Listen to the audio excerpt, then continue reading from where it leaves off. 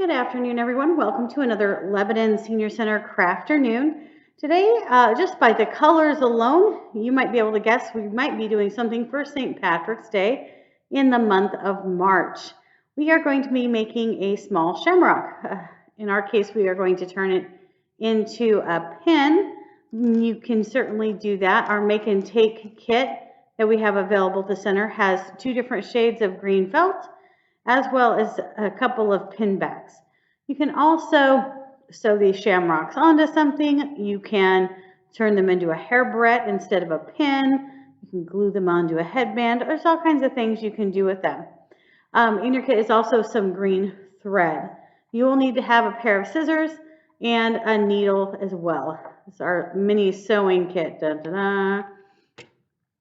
So I'm going to push it to the side because I've already got my needle out and threaded, ready to go. I doubled the thread a little bit to give it some more stability.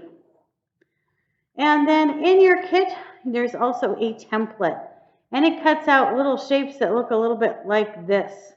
I don't want to be morbid, but it made me kind of think of like a tombstone, or it's actually like the two petals of each side of the shamrock here. And you can certainly do them in either color. You could do them in both.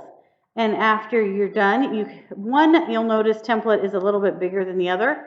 So you could actually double it up and have two shades and just attach your two shamrocks together, sew them together, or glue them together, and kind of have a very nice green on green dual layer shamrock. So with the felt, you can use that template to cut out your pieces, but they do kind of look like that. Or put them on the side, it's a letter B without the holes in it, but they should sit upright.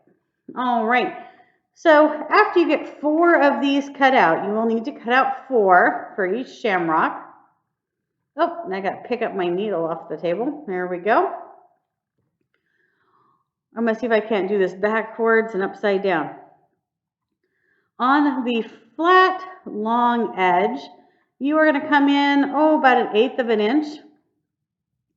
And with your needle, you're just going to kind of weave, thread, sew, just kind of a running stitch. So you're just kind of doing this up and down pattern. You're gathering the felt onto the needle. Kind of makes it look like you're doing a ruffle or a gather here. There we go. And I find it works best if you end on top. That way the petals curl under. All right.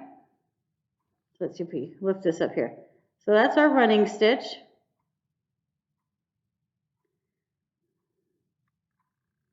As you can see, it allows us to smush up the petal and round it. So I'm going to go ahead and pull the needle through and slide this petal down, and the magic of this demo, I've already done 3 of these. So you actually do them on the same thread, all 4. Run all 4 of those petals through with that running stitch. Okay, I'm going to undo them a little bit here so you can see what it looks like before. So when you have all 4 petals on there, they're kind of chained together. It looks like a choo-choo train of cloverleaf petals. And then I've started with 1. I'm holding the thread and I'm just pulling. Oh, I should say I did knot the end of my thread, so that's why they're not just falling off. So you just kind of gather and bunch them up. And like that, kind of makes it start looking like a heart a little bit. And you slide the next one down, and it kind of smooshes and gathers up a little bit. And we're going to do the same thing with the third. Trying to flip them around there. So gather it up a little bit. And number 4, the first time he's coming down the pike here. All right, so you kind of see it's starting to round up a little bit. They kind of start falling into place. And you just kind of pull tight on that thread. And as you pull it, Might see, like, I feel like this is a little too bunched up, like really squished right there. So I might let just a little bit of the gather back out. Just a little bit.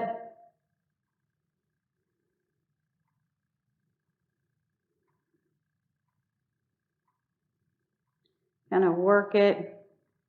I want it to be evenly around all of the petals. There we go. They're going to look a little bit better. I think I'm going to use my fingers. I'm going to kind of hold them in place as I do that cinch again.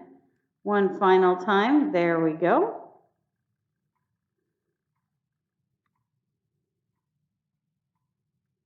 So that's what it's currently looking like right there. And I'm going to give it a final tug to the back. What we can do is I'm going to take my needle and thread now. I'm going to flip it over and to kind of lock it in place. I'm going to take that one edge, that last petal we put on there. Oop. Have to make sure I hold it. Other it wants to unravel on me. There we go. Do a big pull. And then I'm going to take it and I'm going to catch those two pieces of felt together. So our first one and our last one, our beginning and our end. There we go. So it kind of catches it. Kind of secures them in place.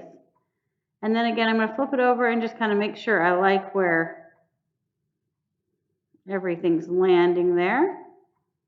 And I do. Okay. So then I'm just going to do a couple more catches of those two petals together, number 1 and number 4.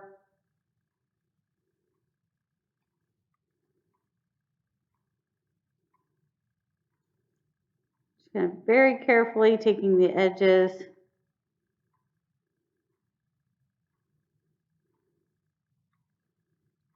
Running the thread through. Just to make sure they're caught. And now I'm going to loop the thread back through and kind of make a little knot. There we go. So I'm tying it off. I'm going to tie off the thread. I'm catching some of the felt in there. Then I slide it through the loop and tie it off. All right, so you can snip the thread off and then you've got your little shamrock that you can do what you want with it. Turn it into, you know, as I said, it could be a barrette, it could be a pin, it could be all kinds of things. It could be a little decoration you just glue onto a package. You can also dress these up. I thought it might be fun to add a button to the middle. You can cut a scrap of your felt, and add that stem. You could do some beading on there. You could do all kinds of things. In our kit, to turn it into a pin, you can just easily sew it on or you can glue it on. So for the sake of today, we're going to just catch it here with our needle and thread again. And I'm just going to kind of go through the holes in the back of this pin back.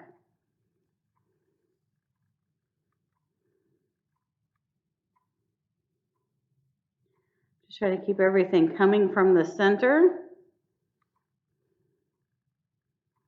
Try to keep my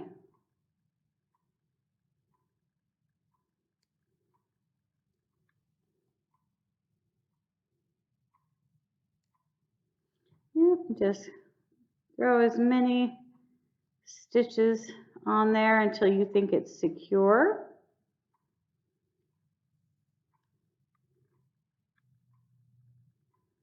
I'm going to do both sides,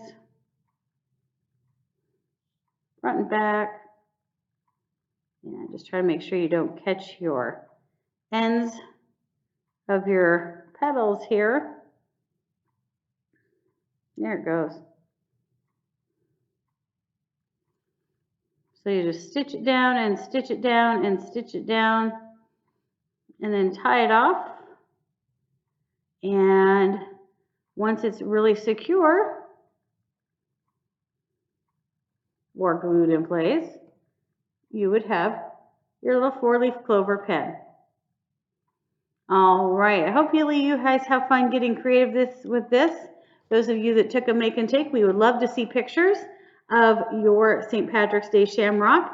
Hopefully you personalize it and make it your own. Again, these can be cute to add to a hairband, glue them on or sew them on to a headband for a granddaughter or even yourself, or just have a lot of fun using them as a decorative item. Embellish away. You guys have a great day and have a happy St. Patrick's Day on Wednesday. We'll see you next time at the Lebanon Senior Center.